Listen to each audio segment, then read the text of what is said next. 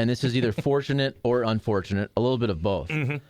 I think the way folks have pitched this month, it's made it an easy decision for Ollie. Now, it's never going to be easy to tell an Adam Wainwright, you're not going to get a start in the wild card round. And look, you can make a legitimate claim to wonder what his role is. And I'm talking about the first round. And by saying that, I'm not kicking Adam Wainwright off the team. Like, Adam Wainwright still gets a start in the National League Division Series if the Cardinals get there. But I think if you're being fair and you're watching the games, that if you had to slot the Cardinals 1 through 5 starters right now, not for the whole season, but how they're pitching right now, if you're being fair, Adam Wainwright is the 5th guy. Now, if you want to start with a Michaelis, Quintana, if you want to debate Flaherty or Montgomery, I think that's a fair debate to have. But right now, I don't know how you could slot Adam Wainwright ahead of any of those other guys. So in a 3-game series, I think it's a pretty easy call now that he does not get a start. Am I wrong? So over the last month, guys are hitting 350 against Adam Wainwright. Hey. I mean, yesterday may have had some strides in production, what it looked like on his side. Did not have strides in outcome, though. It didn't change. So I don't know. I mean, I think that to your point, yesterday went as far as it could probably do in solidifying Ollie being in a position to say we can't do it. And honestly, I would say that looking at the division series, I mean, what situation makes sense to throw him in that if it's the guy that's pitched over the last 3 or 4 times he's been out? Out of the bullpen? I don't see that. But again, Adam Wainwright, I think, gets a start in the DS. I can't find a role for him out of the bullpen in the wild card round. Well, I'm just saying I don't know if I've got a slot for him in the DS. And I know that who he is and how he's pitched in parts of the year, said that makes sense, but I just don't know. I mean, I think that when the stakes are as high as they could be in the situation like that, what makes sense? I mean, because if you're in the DS, you're going to be at home games 1 and 2 if they emerge that way. I mean, is that the table setter? Do you want that to be the game 1? Does it make sense if you win game 1 or lose game 1 that you come back with a guy that's been performing like that in game 2? Yeah, if you can get through the playoffs with 4 starters, I commend you. And if that's possible, I got to look at all the off days. I know there's weird non-off days this round in terms of NLDS and NLCS that typically in previous years you'd have an off day, but because they truncated this season because of the lockout, you are going to have fewer off days. So I would think most teams to make a month-long march through October are going to have to use 5 starters. That's what I would think. Now, if everything goes perfectly for you and you win some series quickly and you can rest guys, maybe that's a different story. But I think there's a spot for Adam Wainwright to probably get a start in the DS if the Cardinals advance. But if his name wasn't Adam Wainwright, would we be having the conversation? Well, again, we're talking about 5 guys. I mean, are you going to put if the Cardinals needed a 5th starter, if they need a 5th starter in the playoffs, and it's between Adam Wainwright and let's say Dakota Hudson, I mean that's kind of the question. I'm not putting them ahead of any of the other guys, by the way. No. I get it. When I look at a postseason roster, I think about who are my 4 best guys because you usually aren't going to move through and do it. Guys are pitching shorter periods of time. You're not asking them to go 7-8 innings in the postseason.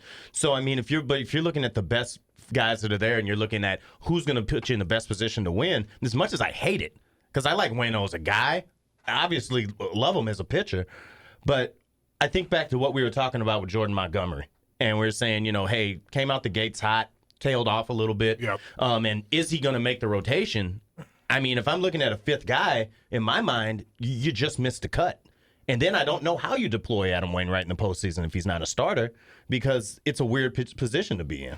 Where do the Cardinals rank again with starting pitching against the rest of the playoff teams? In regards to what? Just if you had to rank them. Like if I had to rank a rotation, 4 best pitchers against? Against all the big boys that are in the mix. I would probably say third to 4th. Really? Yeah. But they're still good, though. That's the thing. It's just that the Braves, I thought that was good because Braves, Mets, and Dodgers are really, really good. Sports Illustrated ranked them, I believe, and I think they were 12 out of 13. Yeah, that's for starting pitching? For starting pitching. For the playoff contenders? For the playoff contenders. Oh, you're talking about all of baseball. I was thinking about the National League. No, I'm talking about all of baseball. Yeah, no, I still sit on that. Really? I mean, I don't know. I mean, I guess San Diego clinched yesterday. The Braves, I don't know. Is Spencer Strider going to be able to pitch? I don't know. I know he had some shoulder issues that he was going through. Oh, God. The Mets have got a really good rotation. I mean, see how that works out. And the Dodgers have got a lot of options. So, probably. You know what? Actually, not third. Third would be peaking up. Fourth to fifth in the National League, for me. What do you think, Charlie? Well, I'm trying to look it up. We looked this up earlier, and I think this is where the Cardinals are in the National League, which is why I've said the whole time that the Cardinals can absolutely make a run to the World Series this year, and the Cardinals could absolutely lose in the wild card round. And I say that because the National League is stacked. Mm-hmm. And as good as the Cardinals are trending towards whatever it is, 95-ish wins, whatever they're going to end up at, you can still make a pretty easy case they're the fourth best team in the National League. And that's not a slight on the Cardinals. No, that is speaking to how good Dodgers, Braves, Mets also are this year. Yeah. And we're not even bringing up the Phillies team, who they've now separated. They have a tiebreaker. And look, are the Cardinals a better team than the Phillies, in my opinion? Yes. Mm-hmm. The Cardinals are also a great home team, which you give them a big advantage in the wild card round. However, Zach Wheeler, Aaron Nola are still Zach Wheeler, Aaron Nola, and I don't care if those guys are dealing. It's going to be really hard to beat them. Yeah, I get you. And that would say that against any opponent. Like Zach Wheeler and Aaron Nola in a 3-game series could shut down any team in the National League if things go right. Nate, what do you think back there? Hard for me to get caught up in rankings. Yeah. Because it all just gets thrown I was just trying to be cute. Door. No, I got you. I mean, I get it. It's discussion, but I think you are what you are. Like, we know what the Cardinals are. They are a little thin from a starting element, but you hope that the offense can kind of cover some of that up. If they can hit 1 through 9, they can make your starting pitching look a lot better. And I think, what they can do with their bullpen, if guys perform, they can shorten games a little bit. But the lack of off days is going to be intriguing to see how they mix and match guys. I mean, throughout the regular season, we saw almost like an A bullpen and a B bullpen. I don't know if they're going to be able to do that in the postseason. But as far as like Waino, I mean, he's definitely going to get a start. And it's on pomp and circumstance in my mind, though. But when? Dude, in the wild card round? No. I think in the division series. I mean, here, you want to hear what Ollie had to say about this? Was Ollie on Waino in the postseason? We'll take a pretty good look at it. There's a long history of performing when things are on the line, and you have to take that into account. We all understand that it hasn't looked well in the last several weeks. He knows it. We've talked about it enough. But when everything's on the line, it's a different beast. It definitely is. So we'll look at it, and we'll see how we want to set it all up. I don't want to be, again, I'll be real clear. I don't want to be the guy that's saying that Adam Wainwright hasn't earned a chance for the benefit of the doubt. I think that would be a ridiculous take to have, and it's misplaced. I just worry about where you can afford to roll those dice in the postseason based off what I've seen.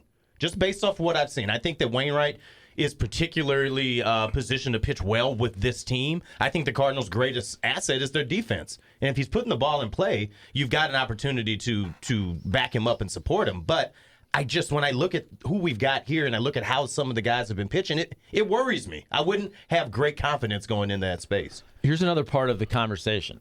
It is, you have to do whatever is in your power to get to the National League Division Series. And if that means deploying starting pitchers out of the pen, you may have to do that. And that's where you could need a fifth starter. Like, the Cardinals are gonna be in a spot, let's say, game 2, game 3, where they have to win. Well, guess what?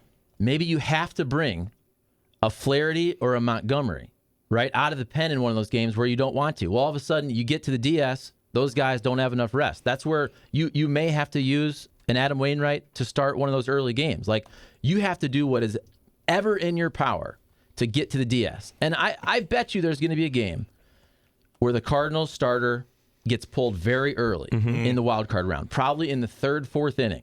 And you're going to have to piece together, especially in a game 2, if you've already used Helsley, let's say, 2 innings in a game 1. Yep. You may have to deploy a Flaherty or a Montgomery out of the pen, and one of those guys you were thinking about potentially using as your game 3 starter. That's where all of a sudden, hopefully you get to a division series and you have a fresh Adam Wainwright, where if you want to use him, you got him there. Speaking of a guy that you mentioned there, and we talked about this in depth over the last couple of weeks. But the most interesting start of the weekend for me was not Adam Wainwright and how he was going to look. It was Jack Flaherty.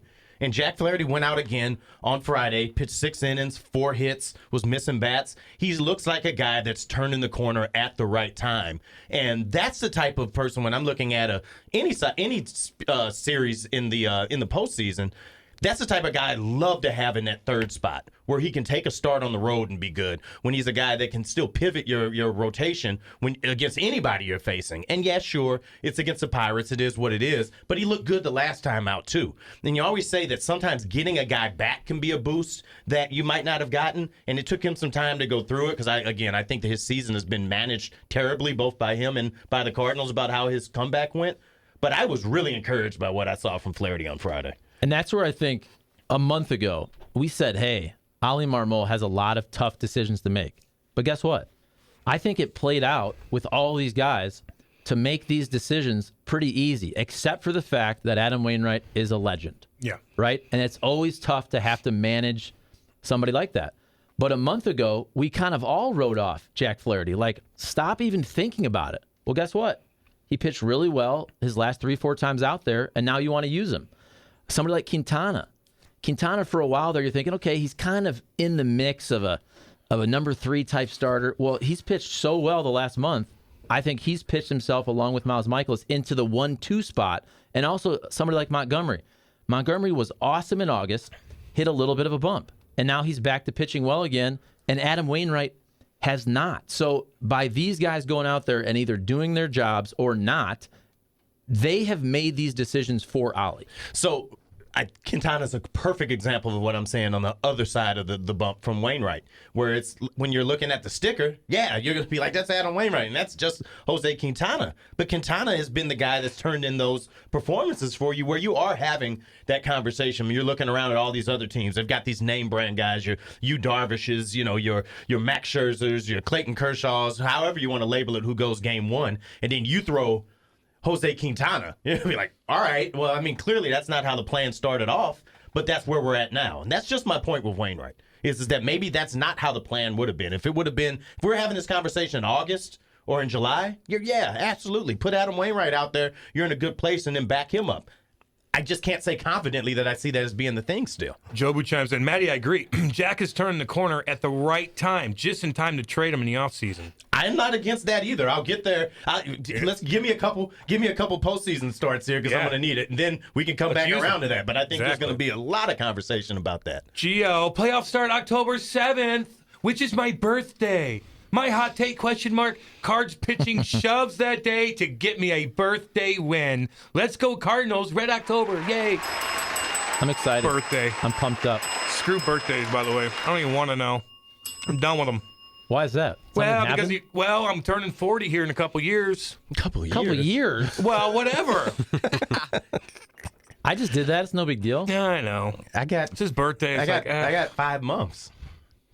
Man. Just till birthdays. 40? Yeah, end of March. That's a big one, dude. 40's a big one. I thought 30 was going to be too. Then it kind of happened, and I was like, 30 was big for me because I was still playing. And once you hit 30, negotiating any contract when you're a fourth-line guy is not the easiest. When I was 30, I was still on the upswing at that point.